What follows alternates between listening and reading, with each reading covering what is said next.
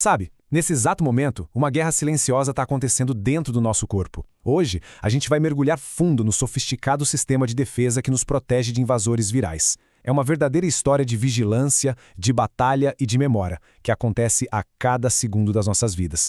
E tudo começa assim, com um invasor. Pensa num vírus como um pirata microscópico. Sozinho ele não faz nada. Ele precisa sequestrar as nossas próprias células para forçar elas a se tornarem fábricas de cópias dele mesmo.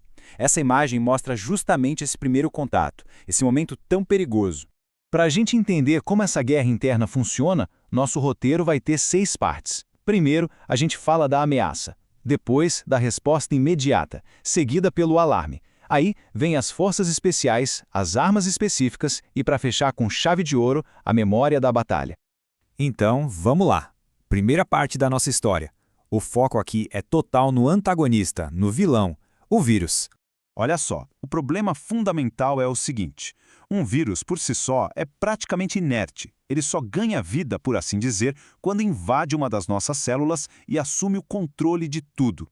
A partir daí, a célula infectada para de trabalhar para o nosso corpo e começa a trabalhar para o inimigo, montando novos vírus sem parar.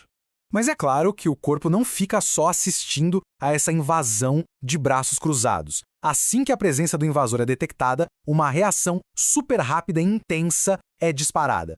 Essa é a nossa primeira linha de defesa, a imunidade inata. É como se fosse a polícia de patrulha do corpo. Ela não precisa conhecer o criminoso pelo nome. Se algo parece estranho, fora do lugar, ela age na hora. A principal característica dela é a velocidade.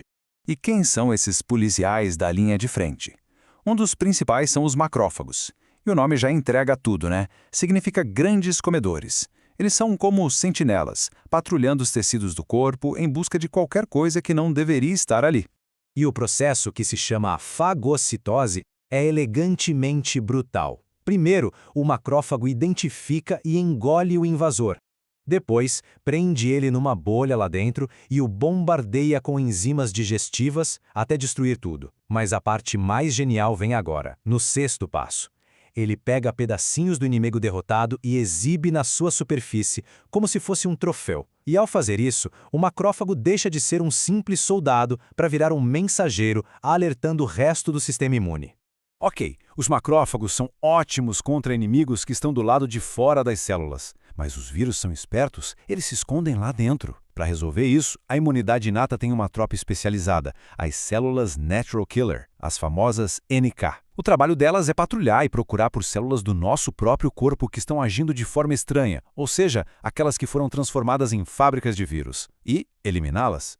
Essa primeira resposta é muito poderosa, mas às vezes a invasão é tão grande que a patrulha local não dá conta do recado. E aí, é hora de chamar o exército. E essa é a grande questão que vai definir o rumo da batalha. Se a imunidade inata não consegue vencer a luta rapidamente, a infecção começa a se espalhar. O corpo precisa de uma resposta mais forte, mais direcionada e, muito mais inteligente. Lembra dos macrófagos mostrando os pedaços do inimigo?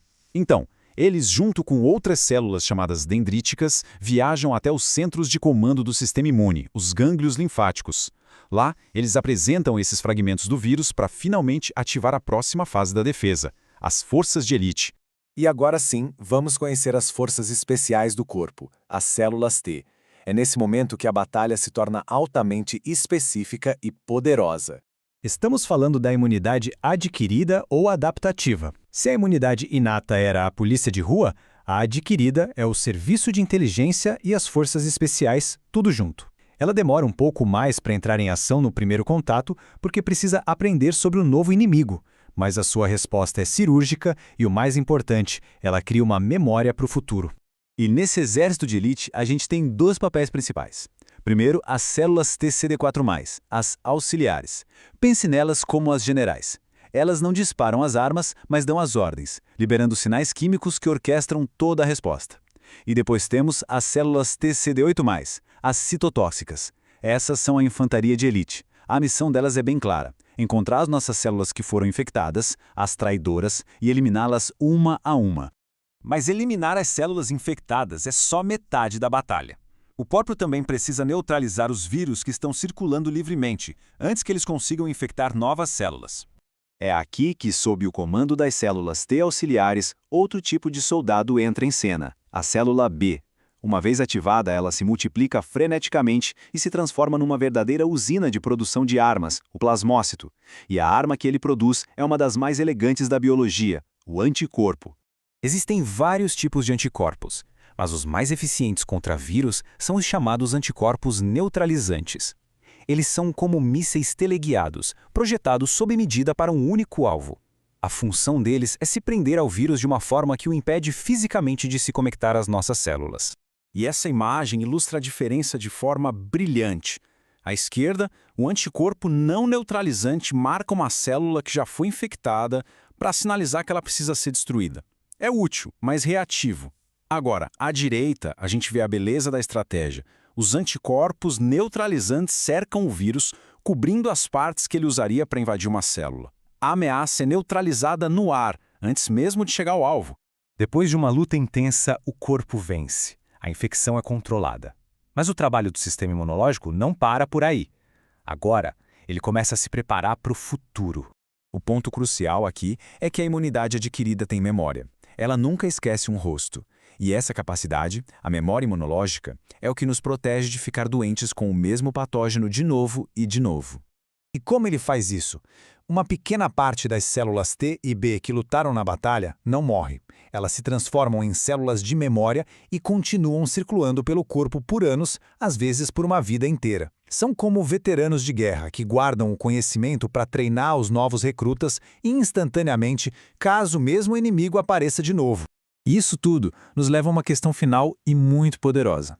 Se o nosso corpo tem esse sistema de memória fantástico que aprende com a exposição, como a gente poderia treinar essa memória sem ter que passar pela doença de verdade?